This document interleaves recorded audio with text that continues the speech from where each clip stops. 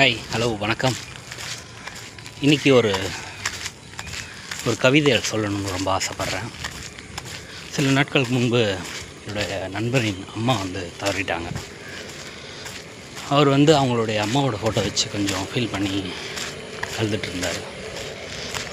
அவர் feel பண்ணி அழுதுகிட்ருக்கிறத பார்த்த உடனே எனக்கு ஒரு சின்னதாக ஒரு கவிதை தோணுச்சு. அந்த கவிதை சில இடத்துல நான் போஸ்ட் பண்ணியிருக்கேன். அந்த கவிதை இப்போ உங்களுக்காக.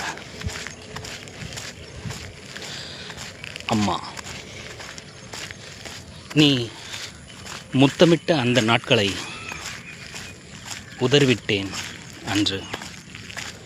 இன்று அதே முத்தத்தை கொடுத்து தவிக்கிறேன். நீ இறந்து போன அந்த புகைப்படத்தில் கண்ணீருடன் நான்.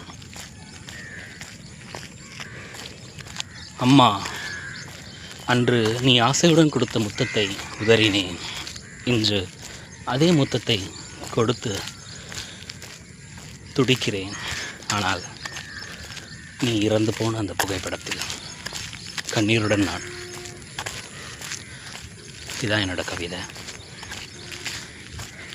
அவங்கவுங்களுக்கு தான் தெரியும் வலியும் வேதனையும் சொல்லுவாங்க. ஸோ ஒரு குடும்பத்தில் கூடவே இருந்து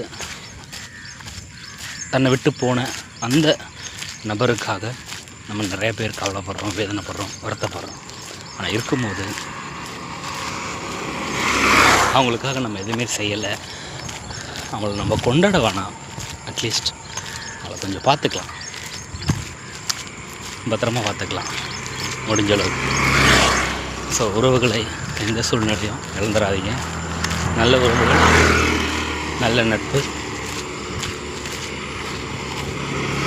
நல்ல வாழ்க்கையோடு சந்தோஷமாக இனிமையோடு வாழ்வோம். நன்றி, வணக்கம்.